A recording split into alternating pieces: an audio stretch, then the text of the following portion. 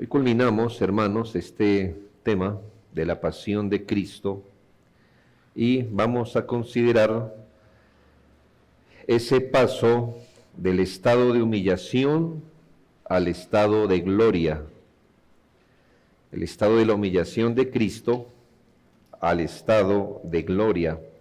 Avanzamos así, hermanos, en este tema, puesto que la muerte de Jesucristo y su humillación profunda, siendo tan central en la teología cristiana, no es el final. Lo que le quiero decir es que la Escritura le concede un lugar preeminente al sacrificio propiciatorio del Señor Jesucristo, como el pago único, suficiente y necesario para satisfacer la justicia divina. Este pago era necesario hacerlo con su muerte en la cruz. Este pago, ni su nacimiento, ni su resurrección en sí mismos podrían haberlo efectuado. Sin embargo, la obra de Cristo, aunque fundamentada en su sacrificio, no se detuvo en el Calvario. Era necesario que Dios mismo confirmara públicamente esa obra como verdadera, aceptada y eficaz. Era necesario también, hermanos, que esa redención fuera aplicada personalmente a cada uno de los elegidos y que fuese sostenida continuamente por la intercesión de Cristo delante del Padre. Para que todo esto se cumpliera, el Redentor debería poseer todo poder, todo dominio sobre todas las cosas. Por eso, hermanos, aquel que murió en el punto más profundo de su humillación, ahora debería resucitar de entre los muertos. Estoy argumentando, hermanos, lo siguiente, para retomar el tema. Si usted se da cuenta, en el Nuevo Testamento hay un profundo énfasis en la muerte de Cristo. Es como el corazón, hermano, de todas las cosas. La muerte de Cristo es enfatizada y siempre en la Escritura muchas cosas dependen de la muerte en sustitución de Jesucristo. ¿Me hago entender? La muerte en sustitución. Eso es una verdad irreemplazable. Sin embargo, hermanos, la obra de Cristo no debería terminar en la muerte de Él. Es cierto que la muerte de Cristo pagó el precio en sustitución delante del Padre.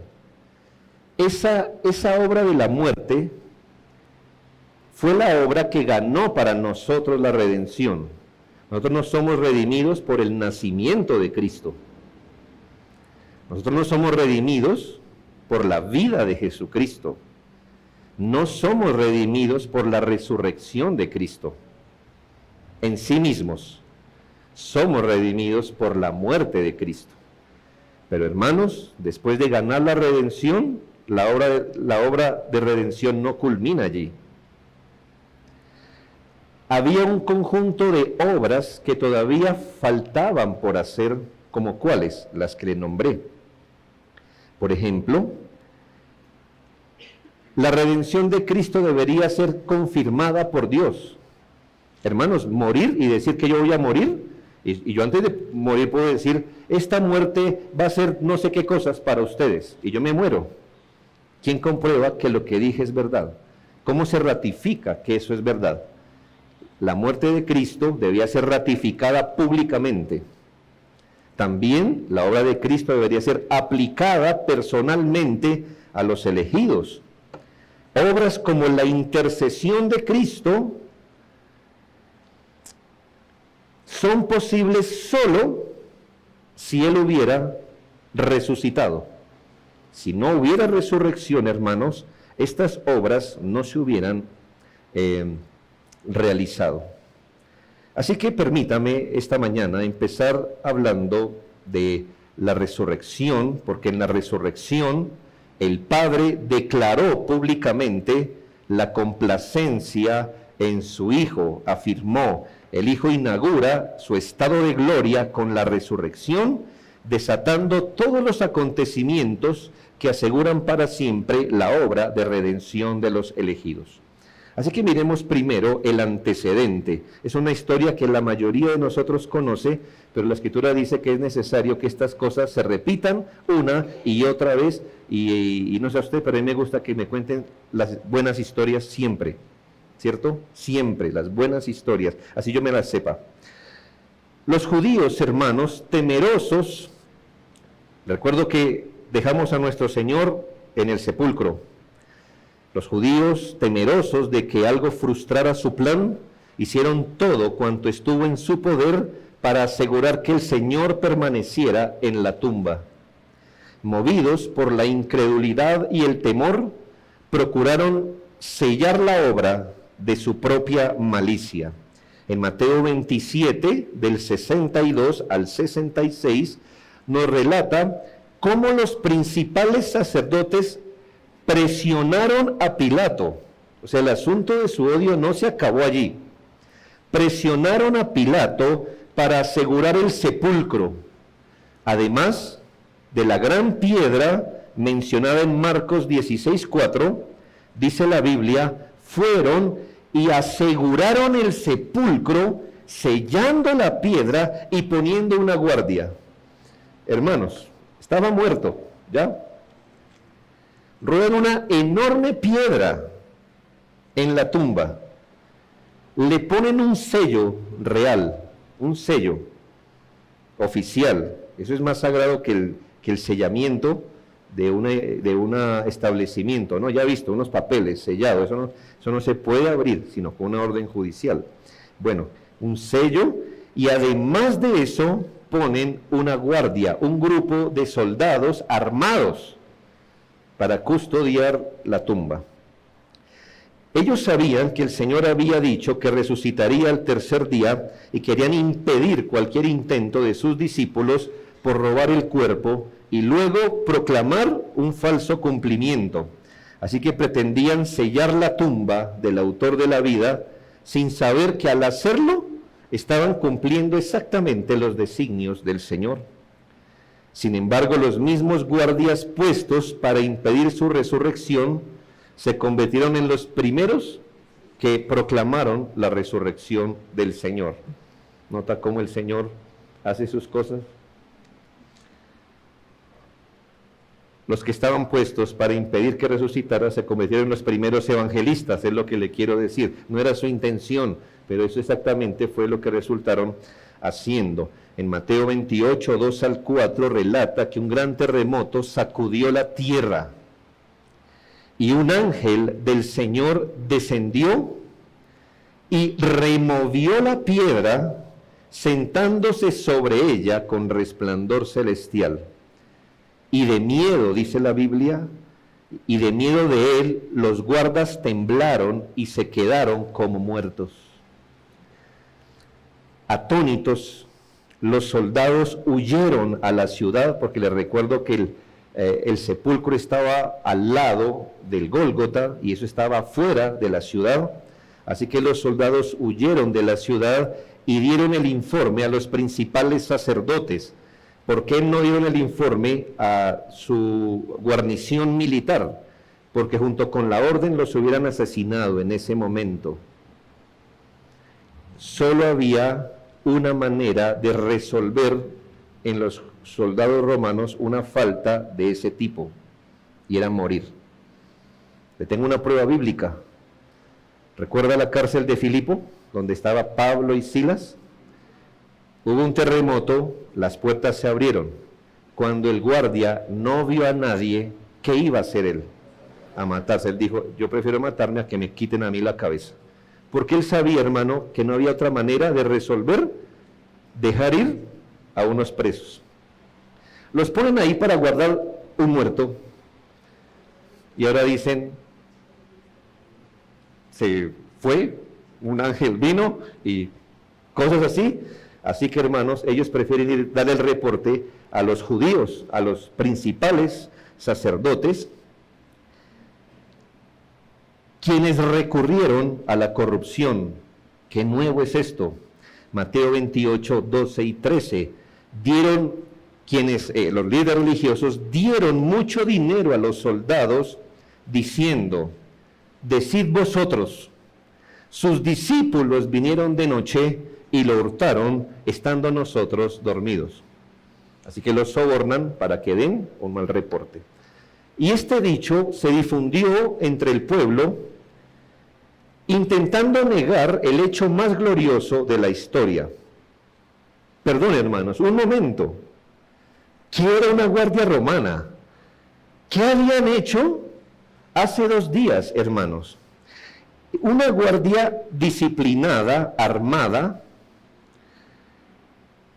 los que le pusieron al Señor una corona de espinas, los que le escupieron, los que le golpearon, los que le hicieron sangrar, los que se le burlan estando en la muerte, los que cuando pide algo de sed le dan vinagre, los que echan suerte sobre su ropa estando todavía el vivo, y cosas así. Ese tipo de personas, dice, un grupo de pescadores desarmados vinieron aquí y se llevaron el cuerpo. ¿Cómo podría haber sido vencido un grupo de hombres así por un grupo de discípulos que a uno lo hizo correr una criada? ¿Sí? Bueno, mi primera prueba, como si yo fuera un abogado, fuera cómo un grupo de hombres como ustedes se dejó robar el cuerpo de unos como ellos. Ellos dirían: objeción, estábamos dormidos. Y yo le correspondería sí. Y si estaban dormidos, ¿cómo sabían que fueron los discípulos? Hermanos, la explicación se derrumba por su propio peso. Satanás intentó sembrar dudas de la verdad, pero lo que hizo fue hacerla resplandecer aún más. Ni las piedras selladas, ni los soldados, ni la incredulidad del mundo pudieron contener al Señor de la gloria. Aquel que murió verdaderamente resucitaría ciertamente conforme al poder y propósito del Padre. Estos son los antecedentes. Ahora miremos el punto central, la resurrección de Cristo, como segundo punto. El relato bíblico es impresionante, nunca se canse de leerlo. Es más, aún si lo lee, desde los 4 evangelios, todos nos ofrecen un detalle distinto, ¿sabe? Todos, parece que cada uno enfatizó algo. Cuando usted los une es muy bello. En orden, por eso en orden, porque no hay un solo evangelio que nos diga todo. En orden, más o menos, hermanos, los sucesos fueron así. Un ángel muy brillante y blanco como la nieve fue enviado tan pronto despuntó el alba del primer día de la semana. Él removió la piedra y se sentó sobre ella, dando paso para que Jesucristo resucitado saliera de allí. María Magdalena, María, la madre de Jacobo, Salomé y algunas otras mujeres con ellas, pasado el día de reposo, madrugaron a terminar el trabajo de preparar el cuerpo del Señor. Entonces, hermanos, ¿qué encontraron? La tumba abierta, buscando ubicarse de qué es lo que estaba pasando. 2 ángeles les hablan: ¿por qué buscáis entre los muertos al que vive? No está aquí, sino que ha resucitado. Acordaos de lo que os habló cuando estaba aún en Galilea. Lucas 24, 5 y 6. Ellos les recuerdan, estos 2 ángeles, les recuerdan lo de la resurrección y las envían de vuelta a dar las buenas noticias a los demás. Allí, hermanos, pasan muchas cosas incomprensibles, complejas. Al parecer, hermanos, unas mujeres van más rápido. María Magdalena se rezaga un poco Y mientras María Magdalena, ¿recuerda de los 7 demonios? María Magdalena, mientras las otras van más rápido a dar las buenas noticias, María Magdalena se queda un poco atrás, trata de entender y el Señor se le aparece a ella. María, le dice, volviéndose ella, le dijo, Raboni, que quiere decir maestro. Jesús le dijo, no me toques, porque aún no he subido a mi Padre. No he subido a mi Padre como, hermanos, pues en cuerpo y alma, porque ¿dónde estaba antes? Con su Padre, pero en alma. Él dijo, no me toques, todavía no subo a mi Padre, subo a mi Padre y a vuestro Padre, a mi Dios y a vuestro Dios. Eso está en Juan 20, 16, 17. Las mujeres llegan a donde los discípulos que estaban encerrados, estaban miedosos, recibieron la gran noticia y no creyeron. Marcos 16, 11. Había confusión, dolor, claro, hermanos, incredulidad. Pero Juan y Pedro salieron corriendo para corroborar la historia. Juan, más joven, llegó primero, pero no entró al sepulcro. Pedro llegó jadeando atrás de él después de un tiempo y él sí entró al sepulcro con un detalle, hermanos, que vio los lienzos enrollados y nadie dentro del lienzo. ¿Entiende este detalle no menor? Hermanos, que si usted hubiera resucitado, perdónenme esto, usted se quita los lienzos. ¿Me hago entender? Pero aquí tenemos unos lienzos envueltos todavía sin nadie adentro, como si el Señor se hubiera dejado, hubiera desaparecido de allí, y eso es lo que le llama la atención a Pedro. Mientras esto pasaba, mientras esto estaba pasando, 2 discípulos iban caminando a Emaús, y el Señor se les aparece a estos 2 discípulos, quienes entienden luego de algún tiempo que el Señor ha resucitado. Pedro y Juan llegaron luego con el mismo reporte, hermanos, y fue esa noche, la noche del primer día de la semana, día complejo, ¿no cree? ¿Cómo empezamos?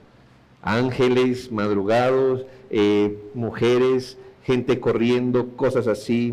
Fue esa noche del primer día de la semana que el Señor se apareció por primera vez a todos sus discípulos y se puso en pie en medio de ellos para consolarlos. Luego, hermanos, se fue. De ahí en adelante, varios sucesos importantes acontecen. Escuche bien. Muertos resucitaron y se empezaron a aparecer en la ciudad de Jerusalén. Tomás no creyó el reporte de los discípulos y debe esperar hasta el otro primer día de la semana para ser afirmado. El Señor se apareció a sus discípulos confundidos en el mar de Tiberias. Pedro es restaurado. En resumen, hermanos, Hechos 1, 3 y 4 dice: a quienes también, después de haber padecido, se presentó vivo con muchas pruebas indubitables, apareciéndoseles durante 40 días y hablándoles acerca del reino de Dios. ¿Qué tenemos en los evangelios? Unos pequeños momentos. Pero ¿cuántos días se apareció el Señor? 40 días. No a todo el mundo y no a todo el mismo grupo. A unos, a otros, aquí, allá, aparecía, se iba. Así pasó, hermanos. Y estando juntos, les mandó que no se fueran de Jerusalén, sino que esperasen la promesa del Padre.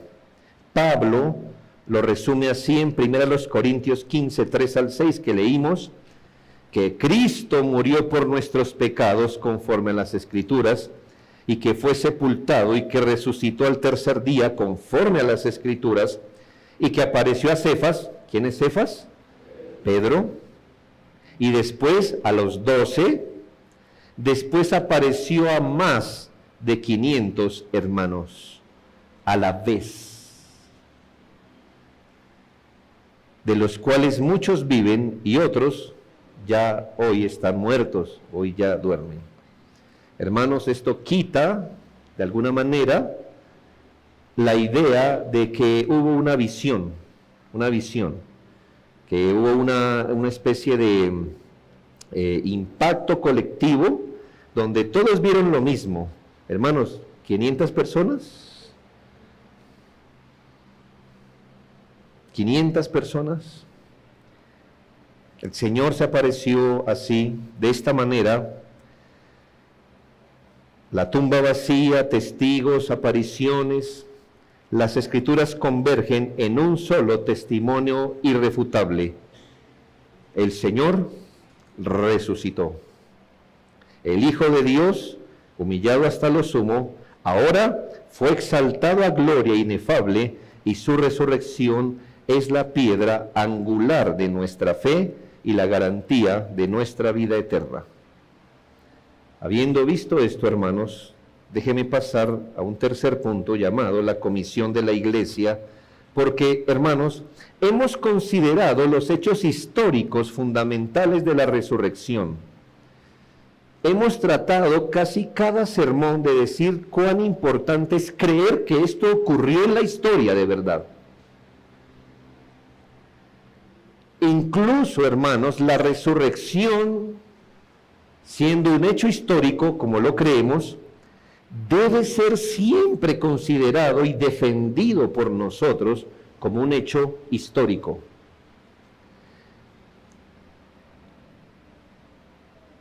Del hecho histórico se desprenden implicaciones teológicas, de tal forma que si el evento es real, las implicaciones teológicas que surgen del evento es real.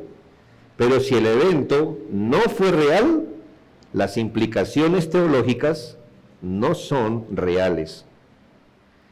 El apóstol Pablo lo expresa así: y si Cristo no resucitó, vana es entonces nuestra predicación, vana es vuestra fe.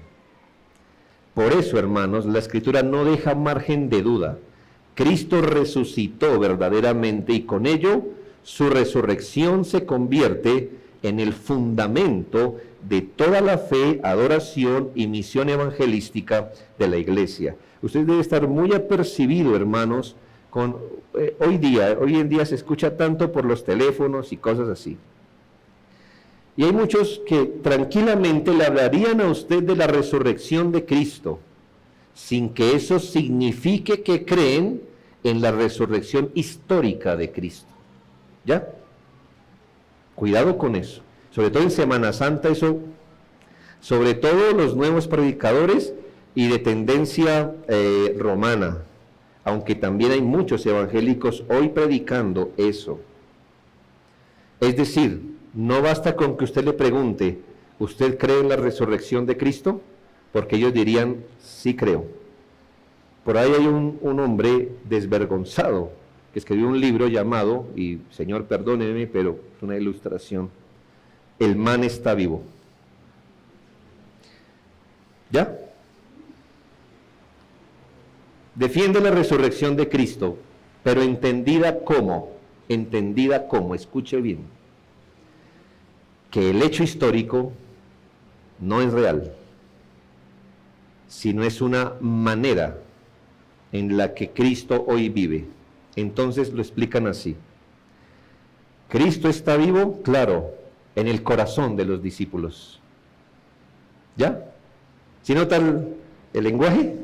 Ahora, si usted le pregunta, ¿usted cree que Jesucristo es una persona real, Hijo de Dios, Salvador, Dios y hombre, se entregó en la cruz? Ya ellos empezaron a decir, de pronto un Señor llamado Jesús, pero Dios Hijo, no. ¿Usted cree que murió? Pues debió morir.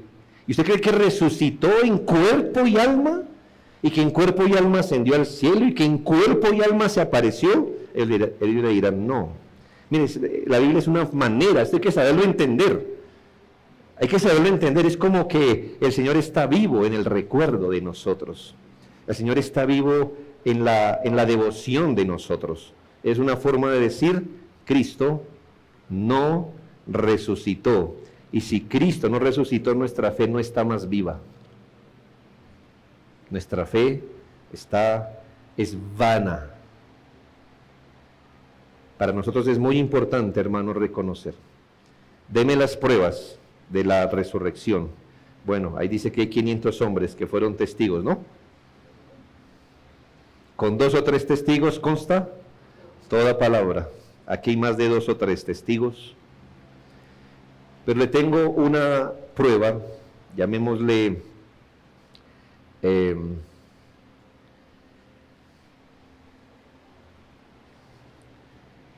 se me fue la palabra.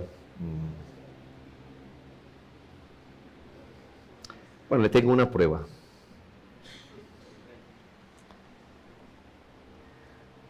Su tumba está vacía. De ahí en adelante, la prueba de presentar el cadáver le corresponde al incrédulo. ¿Me hago entender?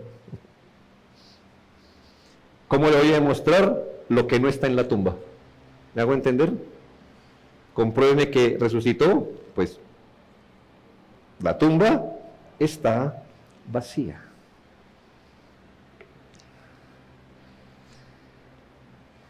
Hay un hombre, hermanos, que en su vida, un abogado ateo, de hecho, no es el mejor libro, pero el que esté luchando con eso puede leerlo.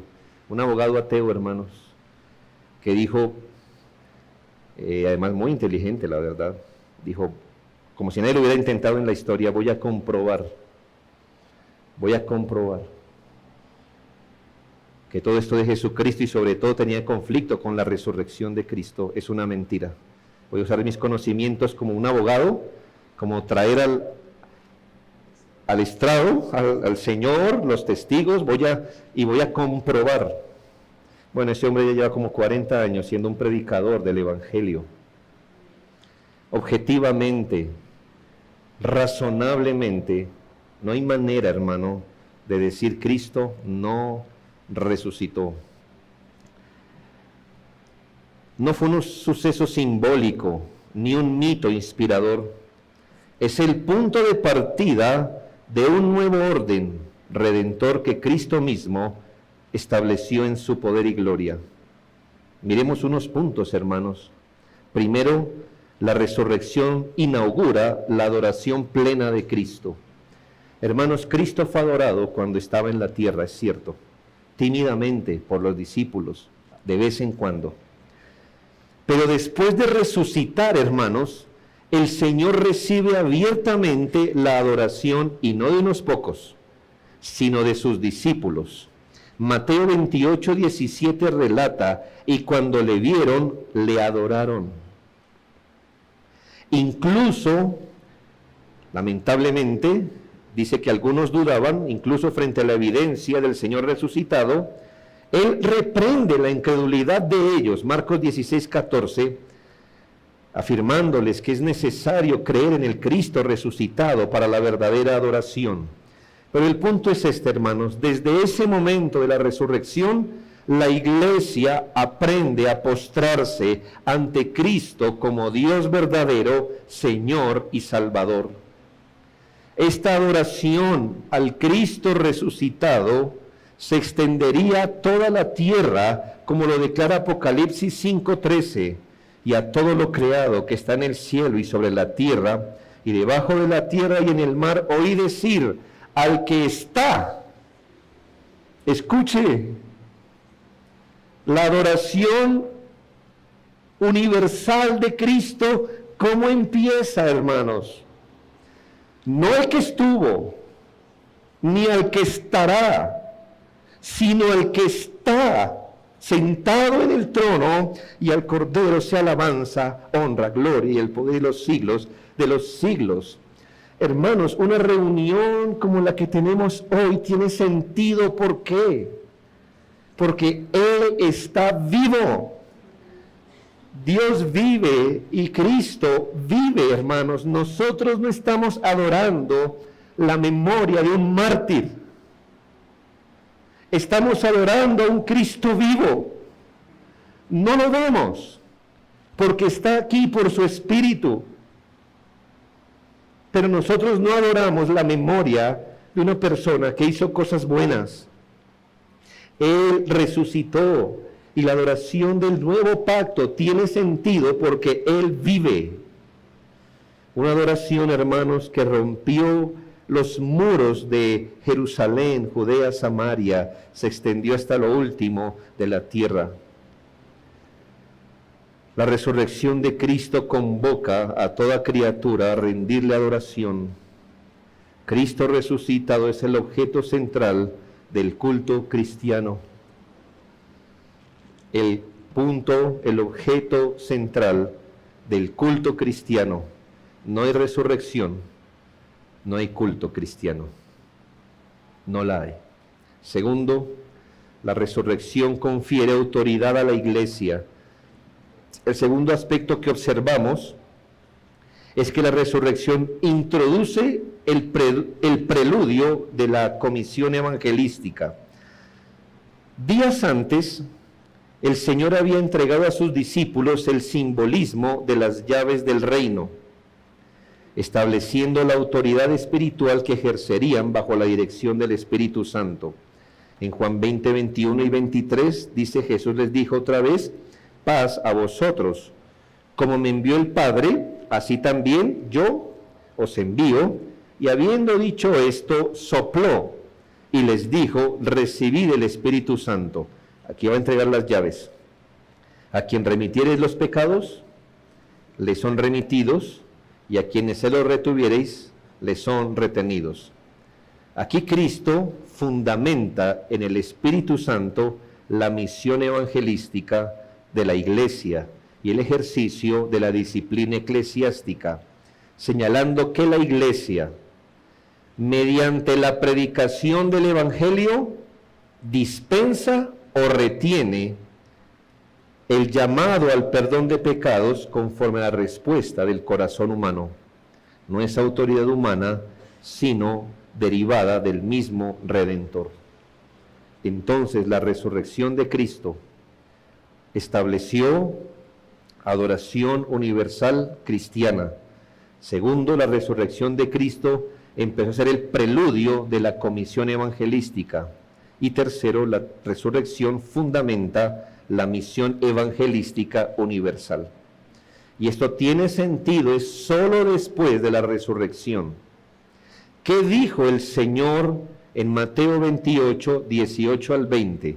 Luego de la resurrección, dijo: toda potestad me es dada en el cielo y en la tierra. Estas son palabras de Cristo, pero usted no las puede ubicar en otro lado, sino después de la resurrección. Después dijo: toda potestad me es dada en el cielo y en la tierra.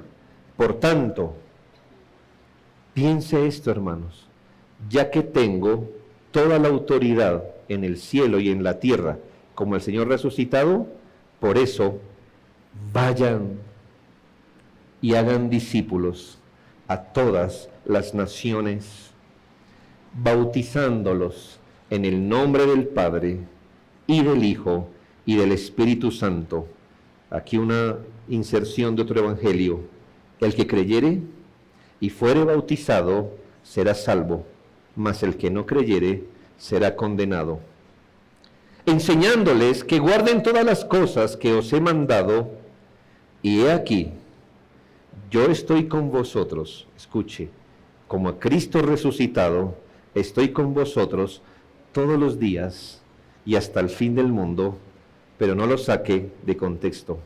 Estoy con vosotros para que realicéis esta labor.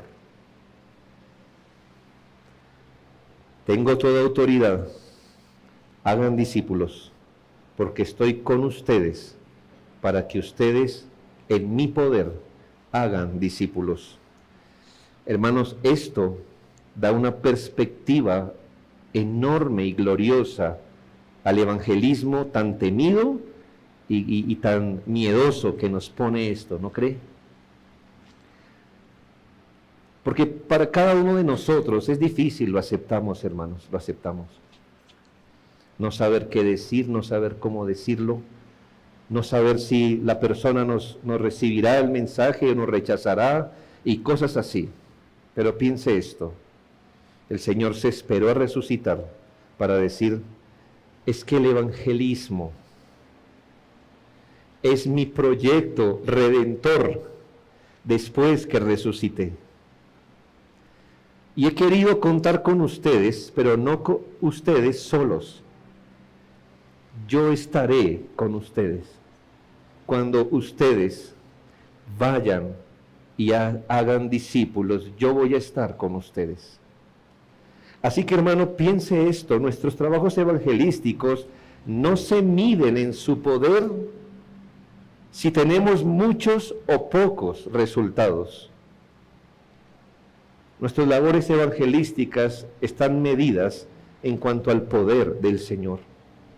Yo estoy con vosotros todos los días para que hagan esto. Prometo mi compañía cuando ustedes vayan a predicar el Evangelio.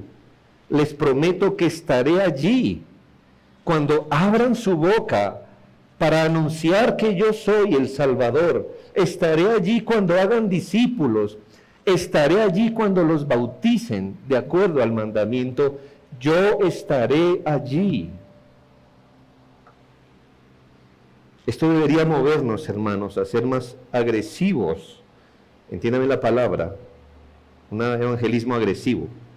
No me entienda que es regañar a la gente, sino más, como le digo, más proactivo. Hermanos, es que si el Señor dice, vaya que estoy con usted, ni siquiera atrás suyo. Estoy con usted. Haga discípulos. Abra la boca, pues. Hable de mí. Es que usted evangeliza con sus palabras. Es con las mías. Y su poder de persuasión no está en usted, está en mí. Hagan discípulos. Y cuando los tengan, bautícenlos. Y yo estaré allí.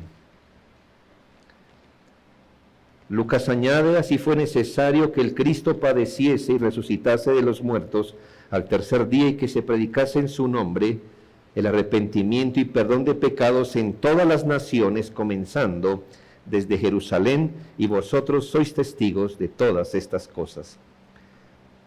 La comisión evangelizadora nace entonces de la autoridad de Cristo resucitado.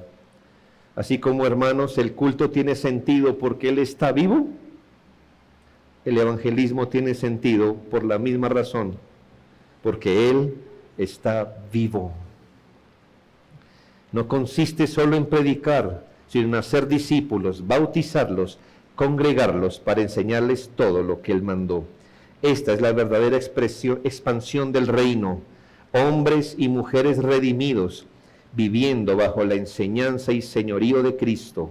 Y habiendo dado esta comisión, hermanos, el Señor ascendió a los cielos, sellando así el inicio de su estado de gloria.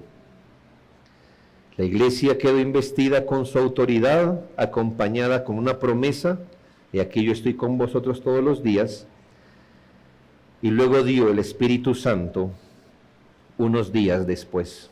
¿No cree, hermanos, que deberíamos aprovechar de mejor manera esta gran promesa?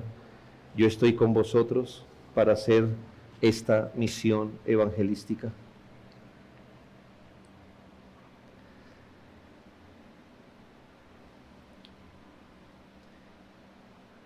¿Qué significó la resurrección de Cristo?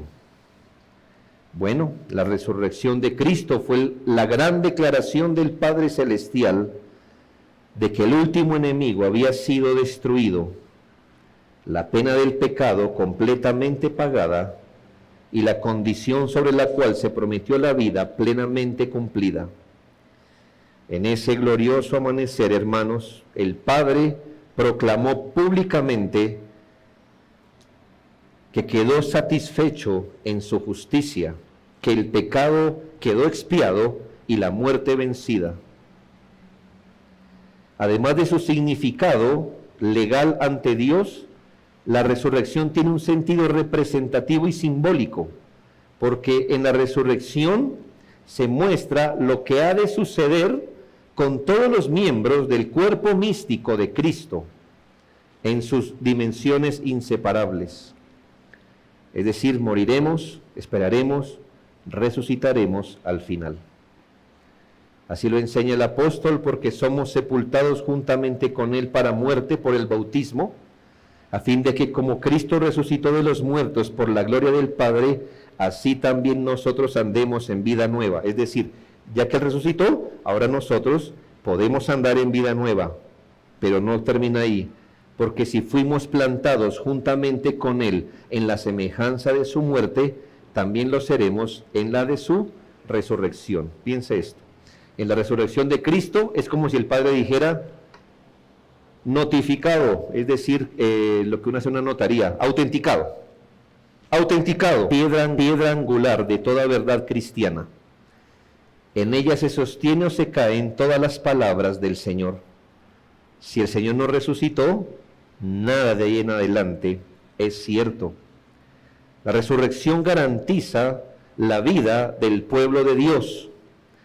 Si él hubiera permanecido bajo el poder de la muerte, pero antes de morir hubiera dicho, pero ustedes resucitarán, hermanos, ¿no nos quedaría un sinsabor? ¿Me hago entender? Él dice, ustedes resucitarán tranquilos, y él queda bajo el poder de la muerte. ¿Cómo se vería esa imagen? ¿Qué hubiéramos dicho al Señor? Médico, cúrate a ti mismo.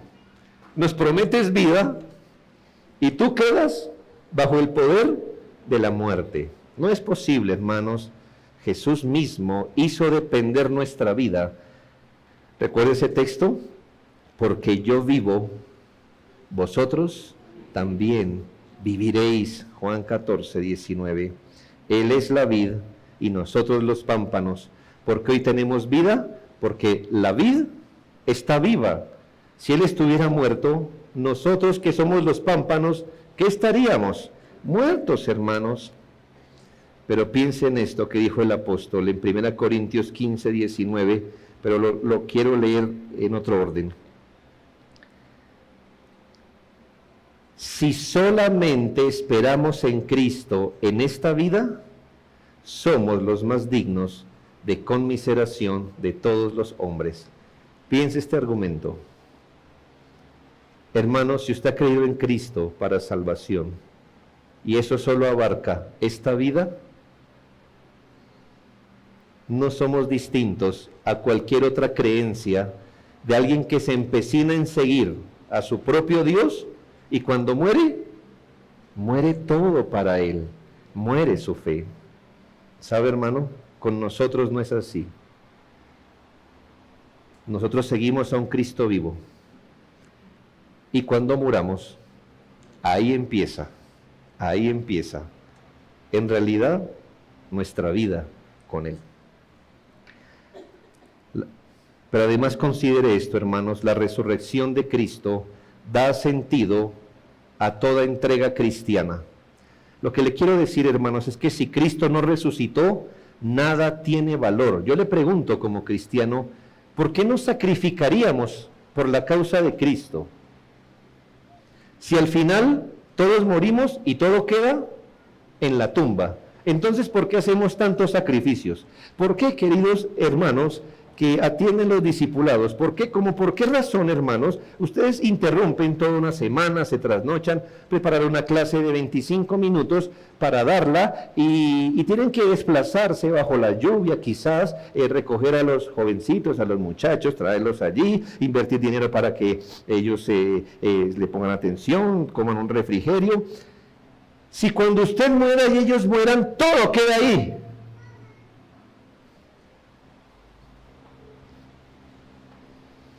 Pues nos hubiera sido igual creer en Él que en María, que en Buda, que en Krishna, ¿no le parece? Todo queda ahí. Y como para qué, Pastor Castañeda, nos ponemos a exégesis, que exégesis. Dice que griego y y comentarios, y hermano, véndame ese libro que todavía no entiendo más este tema, como para pedirles a predicar a ustedes, hermanos, para que cuando yo muera y ustedes mueran, todo quede allí. Y como para que la esposa cristiana sigue perseverando, sigue orando, sigue dándole buen ejemplo a su esposo, a sus hijos, para que quizás por su manera de vivir, quizás lo atraiga la salvación, para que cuando usted muera y su esposo muera, todo quede ahí. Y usted quede como una foto en el relicario de sus hijos, no más. Pero se lo voy a decir en palabras del apóstol Pablo. ¿Y por qué nosotros peligramos a toda hora? Os aseguro, hermanos, por la gloria que de vosotros tengo en nuestro Señor Jesucristo, que cada día muero. Si como hombre batallé en Éfeso contra fieras, ¿de qué me aprovecha? Si los muertos no resucitan, comamos y bebamos, porque mañana moriremos. Hermanos, si no hay resurrección, con respeto le digo y me digo, ¿qué hacemos aquí? Hermano, este mundo está lleno de buenas personas que hablan cosas lindas y que no que el pecado, que me hago entender. ¿No le sería mejor estar en la ciclovía, hermanos? ¿No? Si el que muere, muere, hermanos, y nada trasciende, ¿no estaría mejor estar en la ciclovía, hermanos? Pues yo creo que sí, sería un buen plan, ¿no? O viendo una temporada de Netflix. Si los muertos no resucitan, hermanos, ¿qué hacemos aquí? Hermanos, hemos ofrendado una parte de nuestros bienes materiales hoy. ¿Cómo para qué? Si todo se queda aquí. Yo les digo que si los muertos no resucitan, coja esa plata y gástesela en tenis, en un buen viaje. ¿Me hago entender? No sirve. Si no hay resurrección, si no hay algo más allá de la tumba, si Cristo no está allá, si la gloria de Dios no puede ser promovida más allá de la tumba, no hay razón, ni siquiera para vivir.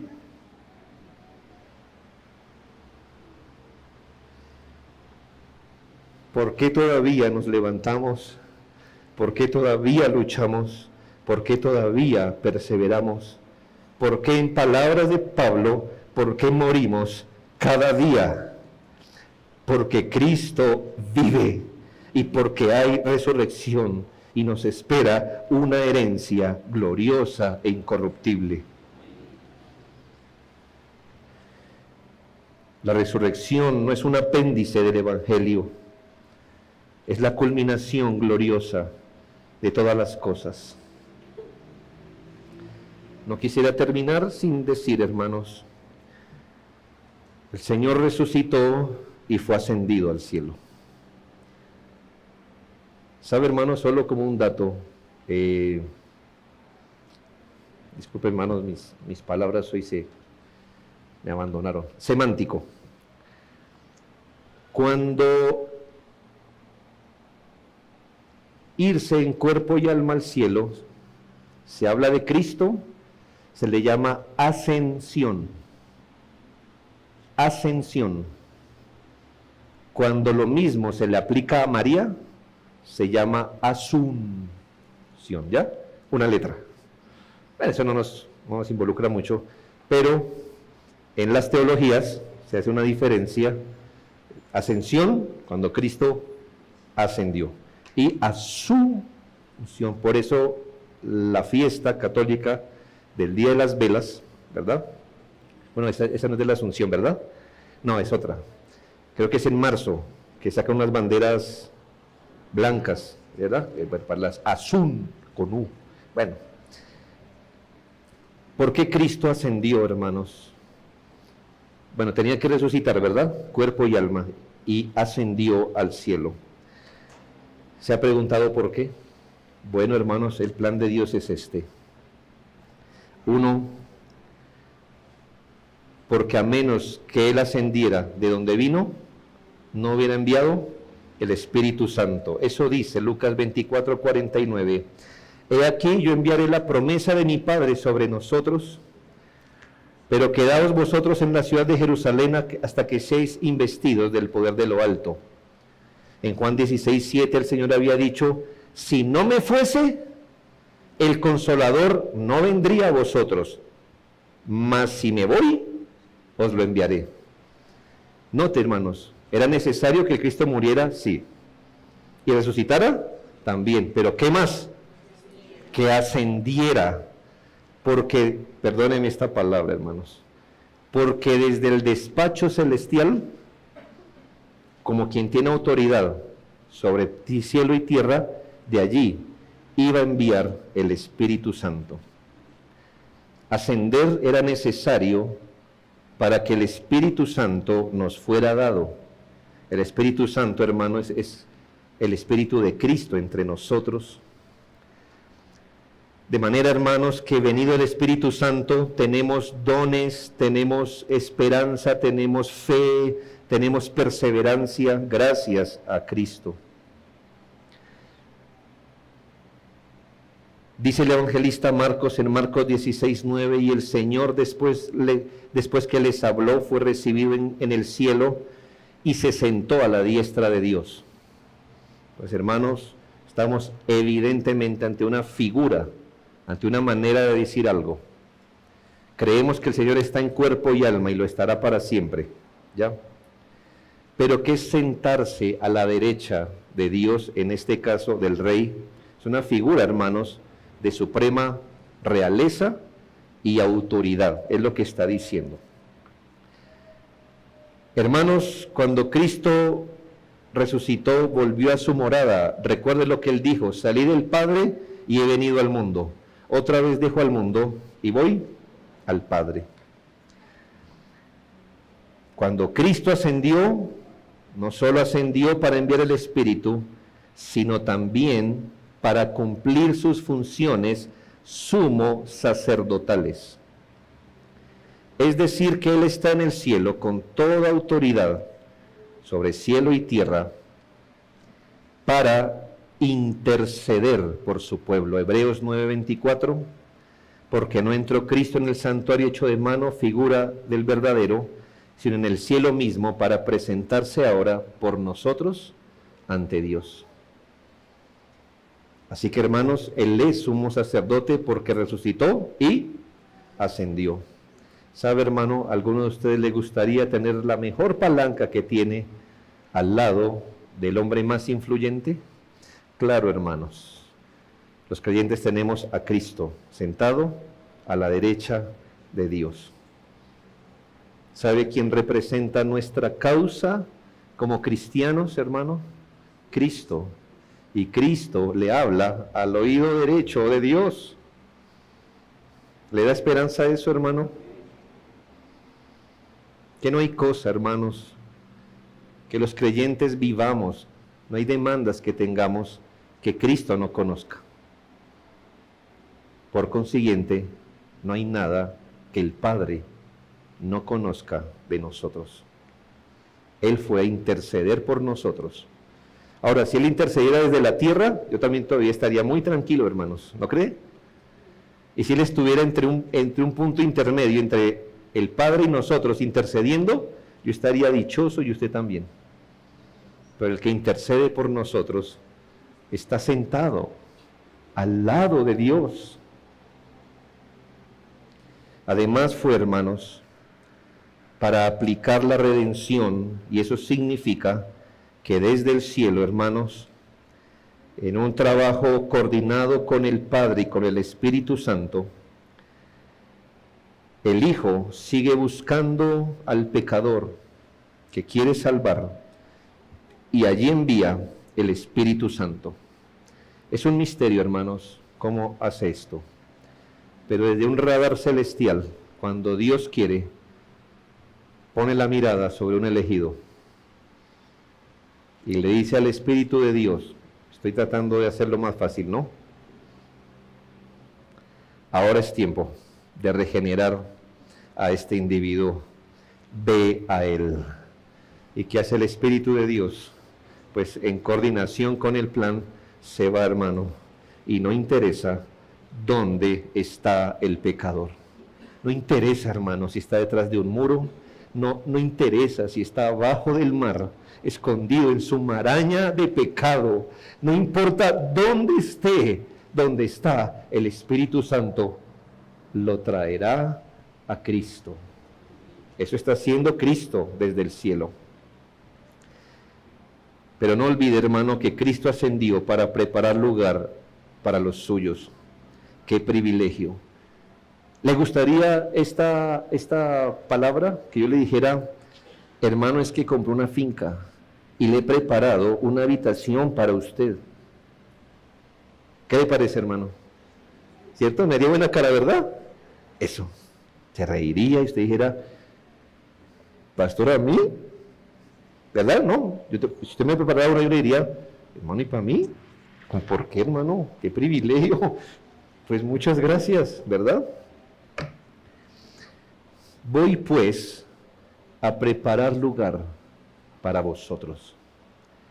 Y si me voy y os preparo lugar, vendré otra vez y os tomaré conmigo para que donde yo estoy, vosotros, los creyentes, también estéis. Su ascensión fue necesaria también, porque Él, de una forma que no sabemos cómo, hermanos, está construyendo las habitaciones, el lugar, el paisaje, donde nosotros estaremos con Él para siempre. Qué esperanza, hermanos, cuando probablemente muramos, y esto no es simbólico, de hecho, basado en este texto, creo que Cristo nos dirá esto o cosas parecidas. Bienvenido a su morada, esta es su casa. Esta era su verdadera casa siempre. Bienvenido a su morada. Y toda la gloria es para Él, hermanos. Porque nosotros tenemos una habitación en el infierno marcado con nuestro nombre. Nunca lo olvide. Jamás lo olvide. Desde el cielo está gobernando todo, hermanos. No se preocupe. Sí, hermanos, no somos insensibles y nos estremecemos con lo que pasa. Pero hermanos, dice la Escritura, la cual operó en Cristo, resucitándole de los muertos, sentándolo a su diestra en los lugares celestiales, escuche, sobre todo principado, autoridad y poder y señorío, y sobre todo nombre que se nombra no solo en este siglo, sino en el venidero, y sometió todas las cosas bajo sus pies. No puede ser. Y sobre Putin, también, hermano. Putin es un trono así de chiquito, de tío rico, comparado con el de allá. No puede ser. Encima de Trump, sí, hermanos. El trono de Trump es una ficha así del monopolio. Y en nuestro presidente, me parece que él sí se le salió de las manos. No, hermanos, está abajo de la autoridad de Cristo. Hay cosas que usted ni yo vemos, pero Él está gobernando todo. Resucitó y ascendió. Y está haciendo todo esto que le nombré. Y déjeme terminar con esto. ¿Qué falta, hermanos, desde el cielo? Venir de nuevo. En un semblante, en un rostro y en un poder que esta tierra no conoce. La última vez que esta tierra lo vio, lo dejó partir todavía, ¿verdad? Con cierta apariencia. Sí, no se podía a veces reconocer, pero se fue. La próxima vez que Él venga, no solo un grupo de 12 o 40 hombres le verán, no solo una región le verá, ni lo verá así. Hermanos, ese Cordero aparecerá con semblanza de león. Y vendrá, hermanos, a juzgar a los vivos y a los muertos. Y la gente dice, qué bueno, ¿cómo será eso?, etcétera. en nuestras Biblias, hermanos, los únicos que se alegrarán será su pueblo. El resto temblarán como gelatina, hermanos, y pedirán a los montes que los cubran, y ojalá haya un mar lo suficientemente profundo que lo hunda a uno para no tener que ver el rostro de Cristo. Ese rostro nadie lo conoce todavía. Nosotros nos alegraremos de él, pero hermanos, bajará de allá para venir por su pueblo. Y esto porque él resucitó. Hermanos, el ciclo de humillación ya terminó. Hoy tenemos al Cristo vivo, que fue inmolado, reina para siempre. Nuestra fe, nuestra esperanza y nuestra adoración están seguras en Él. Y como dijo Pablo en Efesios, a Él sea la gloria en la Iglesia y en Cristo Jesús, por todas las generaciones, por los siglos de los siglos. Amén. Oremos.